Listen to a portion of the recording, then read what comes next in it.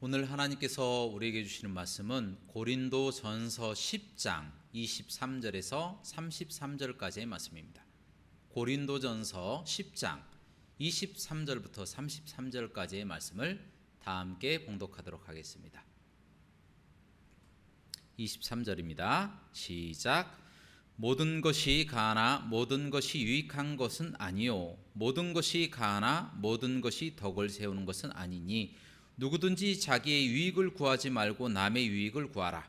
무릇 시장에서 파는 것은 양심을 위하여 묻지 말고 먹으라. 이는 땅과 거기 충만한 것이 주의 것임이라. 불신자 중 누가 너희를 청할 때에 너희가 가고자 하거든 너희 앞에 차려놓은 것은 무엇이든지 양심을 위하여 묻지 말고 먹으라. 누가 너희에게 이것이 재물이라 말하거든 알게 한 자와 그 양심을 위하여 먹지 말라. 내가 말한 양심은 너희의 것이 아니요 남의 것이니 어찌하여 내 자유가 남의 양심으로 말미암아 판단을 받으리요. 만일 내가 감사함으로 참여하면 어찌하여 내가 감사하는 것에 대하여 비방을 받으리요. 그런즉 너희가 먹든지 마시든지 무엇을 하든지 다 하나님의 영광을 위하여 하라. 유대인에게나 헬라인에게나 하나님의 교회에나 거치는 자가 되지 말고 나와 같이 모든 일에 모든 사람을 기쁘게 하여 자신의 유익을 구하지 아니하고 많은 사람의 유익을 구하여 그들로 구원을 받게 하라. 아멘. 오늘 말씀의 제목은 새겨지는 세월입니다. 따라하시겠습니다. 새겨지는 세월. 여러분 먼저 가정주부가 전업인 분들께 질문을 드리겠습니다. 여러분 아침에 일어나자마자 가장 염려하는 것이 무엇입니까? 아침밥 하는 거, 아침 먹는 거죠. 그러면 아침을 드시고 난 후에 무엇을 또 걱정하고 염려하십니까? 점심 먹을 때가 다가오잖아요. 점심 먹는 겁니다. 또 점심을 드시고 난 후에 무엇을 걱정하십니까? 저녁 먹을 일이 또 걱정이 되잖아요. 국을 끓여야 될지 말지, 어떤 국을 먹어야 될지, 겉절이를 해야 되나, 신김치를 먹어야 되나, 아니면 또 무김치를 먹어야 되나, 김자반에다가 먹어야 되나, 또 중간에 커피를 마실 때에 또 따뜻한 커피를 먹어야 되나, 뜨거운 커피를, 또 차가운 커피, 아이스 커피를 먹어야 되나, 또 아메리카노를 먹을까, 또 믹스 커피를 먹을까, 얼음을 넣을까 말까 등등. 하루 종일 무엇을 먹을까, 무엇을 마실까 이렇게 생각하다가 하루가 훌쩍 지나가 버리고 만다라는 것입니다. 그런데 여러분, 하나님께서 걱정을 하라고 하셨어요? 하지 말라고 하셨어요? 하지 말라고 하셨어요. 이 마태복음 6장 31절부터 32절 말씀에 이렇게 기록되어 있습니다. 그러므로 염려하여 이르기를 무엇을 먹을까, 무엇을 마실까, 무엇을 입을까 하지 말라. 이는 다 이방인들이 구하는 것이라. 그러므로 너희는 너희 하늘 아버지께서 이 모든 것이 너희에게 있어야 할 줄을 아시느니라. 그것을 기억하고 염려하지 말라. 이렇게 말씀하셨다라는 겁니다. 그러면 어떤 분들은 또 마음이 급해서, 아니 목사님, 가정주부가 반찬 걱정하는 거 그거 당연한 거 아닙니까? 그렇게 하지 않는 것이 직무유기 아닙니까? 이렇게 바로 반문하시는 분들도 계십니다. 아니 밥도 좀 뜸을 들여야 맛이 있는 거예요. 그런데 한국 사람들은 마음이 급해서 의문이 생기자마자 바로 답이 오기를 또 바라고 있습니다. 목사님들이 설교를 할 때에 조금 돌려서 이야기를 하면 너무 답답해요. 바로 그냥 가정주부들은 바로 그냥 답이 딱 떨어졌으면 좋겠다 이렇게 생각하시는 분들이 많다라는 거예요. 그래서 여러분들에게 빙빙 돌리지 않고 뜸을 들이지 않고 바로 말씀드리겠습니다. 여러분 본론으로 바로 들어갑니다. 여러분 염려하지 말라라고 하는 말씀은요, 현실을 도피하거나 현실을 외면하지 말라 그 말씀이 아닙니다. 오히려 다가오는 고난, 다가오는 이 현실을 과대평가하지 말고 있는 그대로 현실을 직시하여서 그것을 헤쳐나가라, 그런 말씀이다라는 겁니다. 여러분, 세상을 살다 보면 사람마다 걱정의 내용이 다 다르고 개인적인 사정이 다 다릅니다.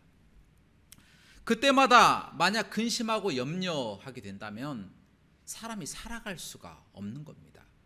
그래서 사람은 고난이 닥칠 때에 살아계신 하나님을 의지하고 그 충격을 좀 적게 받아야 된다라는 것이 오늘 말씀의 요지이다라는 것입니다. 여러분, 우리의 인간의 삶은요, 참으로 자세히 안 봐서 그렇지 삶 자체가 어렵습니다. 굉장히 힘들어요. 실제로는 생복사화의 연속이다라는 거예요. 살다 보면 우리가 꽃길만 걸어갈 것 같잖아요. 그런데 실제로 예수 믿는 사람들의 삶조차도 가시밭길일 때가 많다라는 겁니다. 바로 그와 같은 고난이 닥쳐왔을 때에 살아계신 하나님을 의지하고 조금 충격을 적게 받고 그것을 극복하며 넘어가라 라는 말씀이 오늘 말씀의 요지라고 다시 한번 말씀드렸습니다. 여러분, 그런 점에서 본다면 세상의 삶이 조금 서글퍼요. 저도 요즘 제가 거울을 보면 머리가 많이 하얘진 거예요. 저는 걱정거리가 없어요. 걱정할 것도 없는데 왜 이렇게 머리가 하얘지는지 모르겠어요. 이것이 걱정이에요.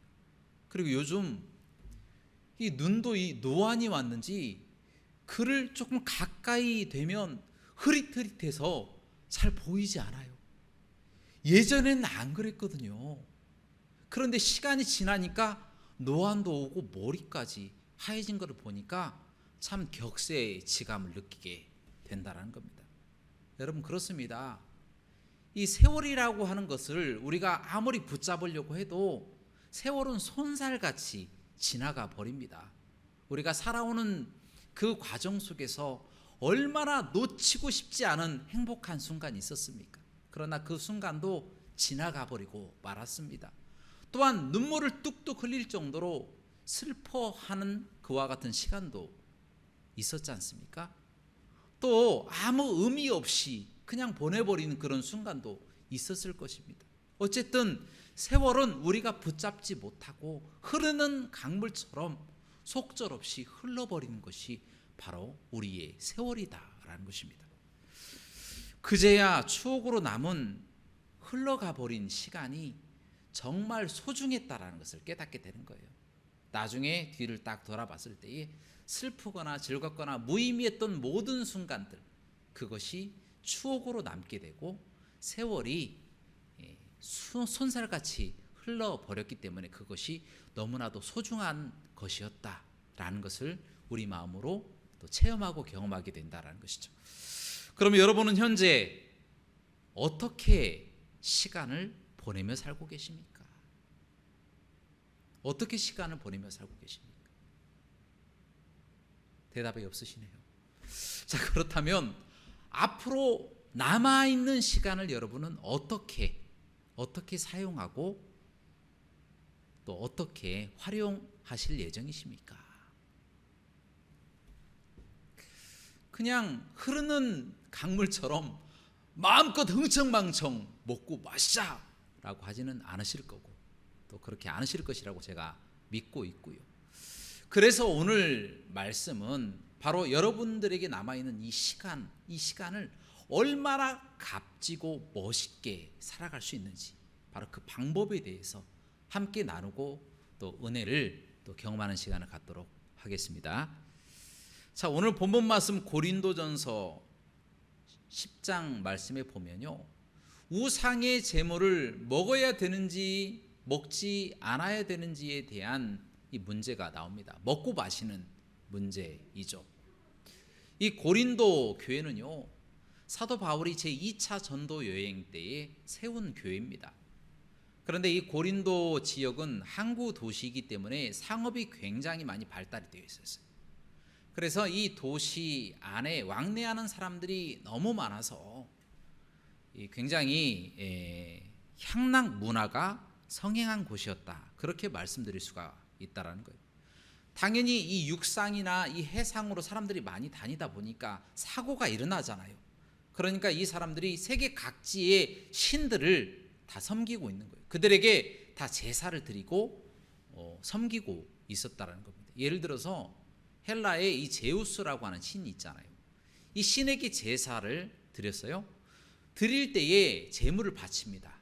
그런데 그들의 또 습성은 뭐냐면 이 제물을 서로 나눠 먹으면서 제우스를 또 높이는 의식을 치르게 된다라는 거예요.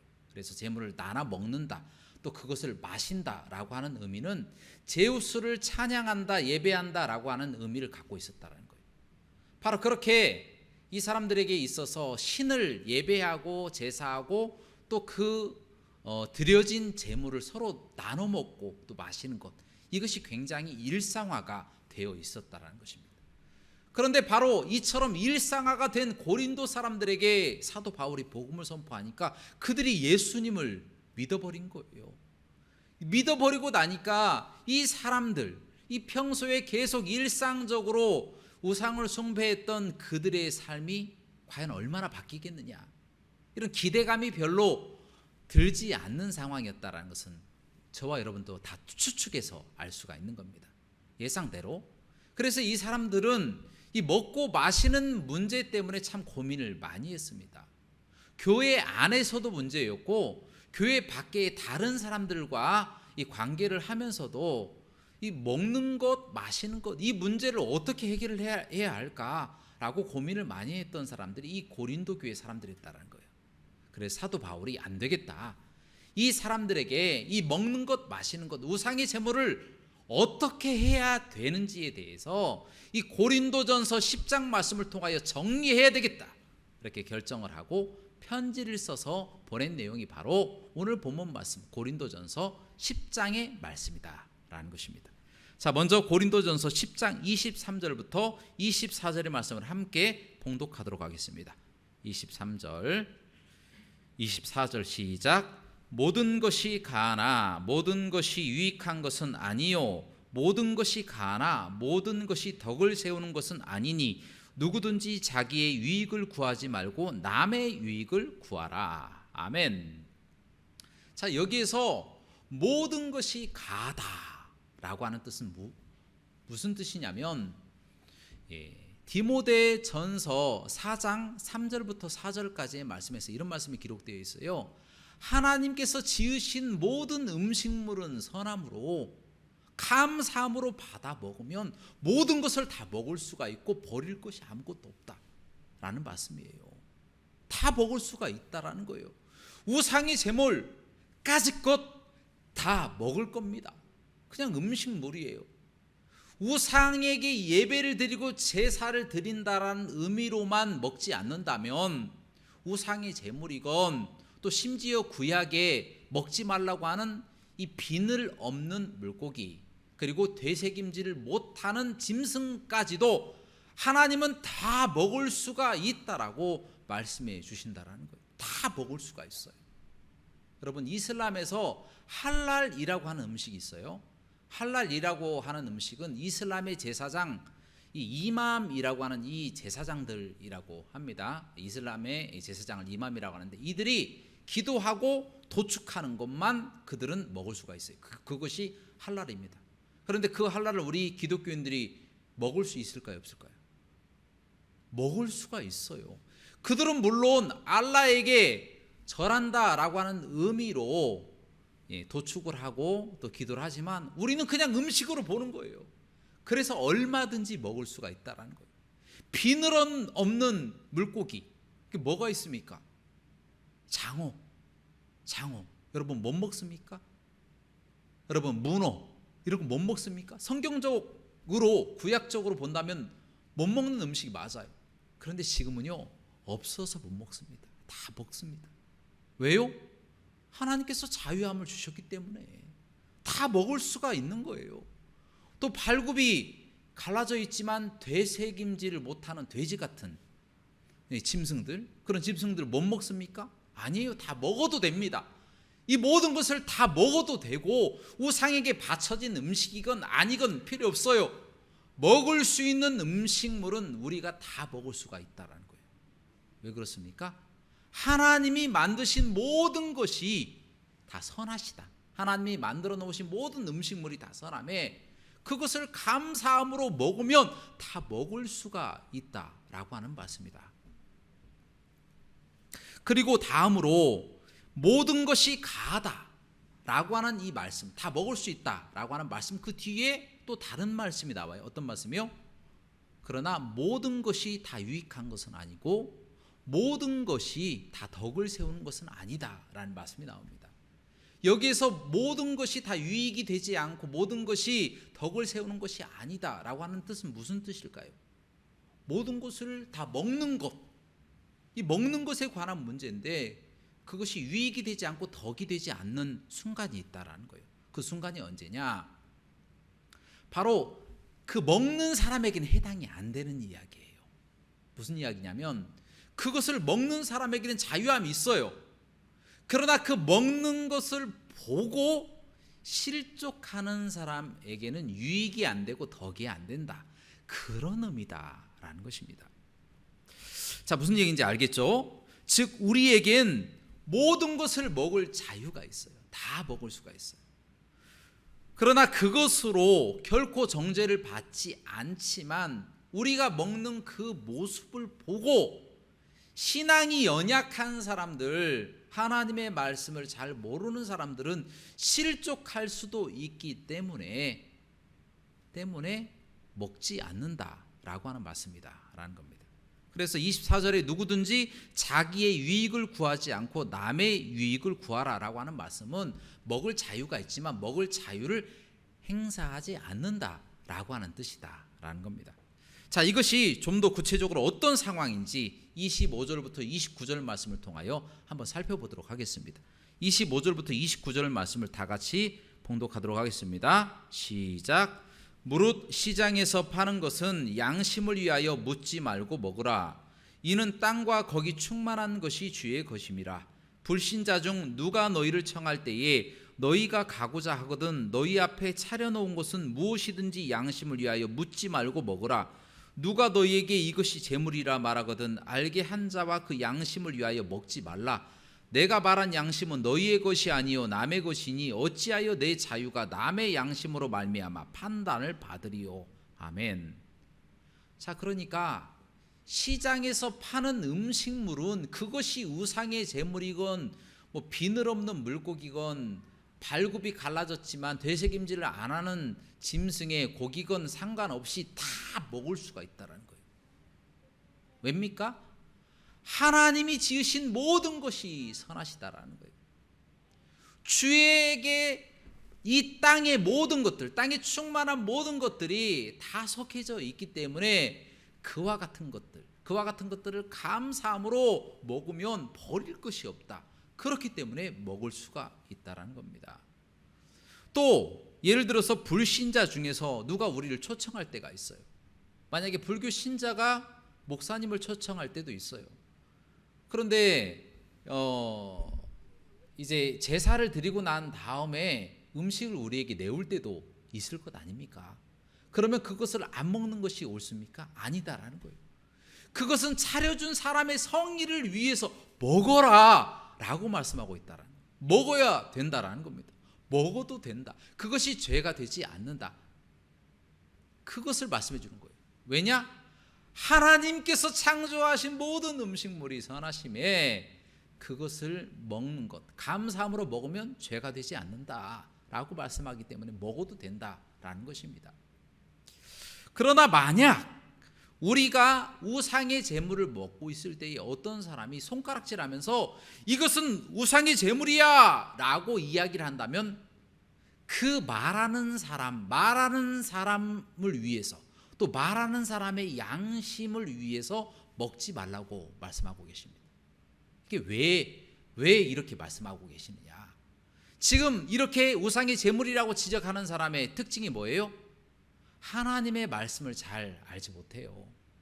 하지만 이 사람은 하나님의 말씀을 잘 알지 못하지만 그렇게 우상의 제물을 먹는 것이 죄라는 것을 알기 때문에 이것이 우상의 제물입니다 라고 말할 때에 아니야 라고 말하면서 우리가 먹을 자유로 먹는다면 그 사람의 마음속에 시험을 들게 만들어버린 거예요. 그래서 혹시라도 이 사람이 이 상황 가운데 실족할까봐 그 사람의 양심을 위해서 먹지 말라라고 하는 겁니다. 철저하게 그 사람을 위해서 먹지 않는 것이다. 먹을 자유가 있지만 그 먹을 자유를 행사하지 않는 것이다. 그것을 말씀드리는 겁니다. 또 믿음이 연약한 사람은 믿는 사람이 우상의 제물을 먹는 것을 보고 실족할 수가 있습니다. 어떤 실족을 하고 또 어떤 학습을 하게 되냐면, 예를 들어서 우상의 제물을 먹는 것이 그때 당시에는 어떤 의미를 갖고 있었다고요? 제우스에게 우리도 같이 예배한다라고 하는 우상 숭배의 의미를 갖고 있었다는 거예요. 그래서 그렇게 우상 숭배의 의미를 갖고 그 우상의 제물을 뜯어 먹고 있는 그 장면을 보면, 아하, 예수 믿는 사람도 이렇게 우상의 제물을 먹고 또 우상에게 예배도 드리는구나, 이렇게 잘못된 학습을 할 수 있기 때문에, 본이 안 되기 때문에 먹지 말라라고 말씀하셨다는 겁니다.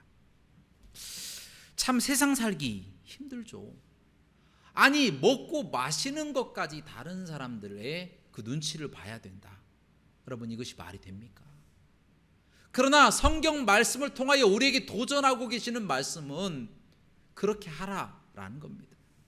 그 한 영혼이라도 구원하기 위해서 할 수만 있으면 모든 것을 다 동원해서, 다 희생해서라도 그 영혼을 구원해내라 라고 하시는 것이 하나님의 말씀이다라는 겁니다. 여러분, 오늘 말씀 고린도전서 10장 32절부터 33절의 말씀을 마저 함께 봉독하도록 하겠습니다. 32절부터 33절입니다. 시작. 유대인에게나 헬라인에게나 하나님의 교회에나 거치는 자가 되지 말고 나와 같이 모든 일에 모든 사람을 기쁘게 하여 자신의 유익을 구하지 아니하고 많은 사람의 유익을 구하여 그들로 구원을 받게 하라. 아멘. 사도 바울은 유대인이건 헬라인이건 하나님의 교회 안에 있는 사람이건 바깥에 있는 사람이건 그 한 사람이라도 구원받게 하기 위해서 모든 것을 다 바치고 헌신한 사람이었어요. 여러분, 고린도전서 9장 또 19절 말씀에 보면요, 이렇게 나와 있어요. 바울은 자신이 자유하나 종처럼 행동했다. 또한 유대인처럼 율법을 잘 지키는 사람처럼 행동했다. 또한 이방인처럼 율법이 없는 사람처럼 행동했다. 또한 약한 자에게는 약한 자처럼, 또 여러 사람에게는 여러 모양으로 행동했다. 왜요? 아무쪼록 한 사람이라도 더 구원하기 위해서 내가 그렇게 했다라고 고백하고 있습니다. 심지어 이 고린도전서 8장 13절 말씀에서는 만일 음식 때문에 내 형제가 실족하게 된다라면 나는 평생토록 고기를 먹지 않겠노라 라고 고백하는 사람이었다라는 것입니다. 여러분, 사도 바울은요, 한 영혼을 위해서, 그 한 영혼을 하나님이 너무나도 사랑하신다라고 하는 것을 알았기 때문에 먹든지 마시든지 무엇을 하든지 자신의 몸을 다 내던져버린 사람이었다는 거예요.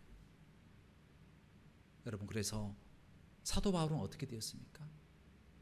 우리에겐 역사가 되었고요, 하나님의 마음에는 새겨지는 세월이 되었다라는 것입니다. 하나님의 마음에 새겨져 버린 거예요. 그 거룩한 사역들이 얼마나 하나님께서 그 공적, 그 일, 그 희생을 귀중하게 여기시겠느냐라는 것입니다. 사랑하는 여러분, 하나님께서는요, 가장 기뻐하시는 것이 그래서 전도입니다. 그래서 우리가 이 땅에서 가장 값어치 있게 멋지게 시간을 사용하는 방법은요, 복음을 위해서, 전도를 위해서 우리 자신을 희생하고 먹든지 마시든지 무엇을 하든지 다 하나님의 영광을 위해서 하는 것이다 라는 겁니다. 사도 바울의 삶은요, 정말 고난의 연속, 슬픔의 연속, 아픔의 연속이었습니다. 하지만 사도 바울의 그 비참한 흘러버린 그 세월은요, 우리에겐 역사가 되었고 하나님의 마음에는 너무나도 아름다운 새겨지는 세월이 되었다라는 것입니다. 그러므로 여러분들에게 이제 도전합니다. 여러분들 복음을 위해서 여러분의 시간과 여러분의 달란트를 사용하시기 바랍니다. 그것이요 가장 아름다운 일이에요. 가장 값지고 멋진 일입니다. 나중에 뒤를 돌아다 봤을 때에 하나님의 마음에 새겨지는 세월이 되어진다는 거예요.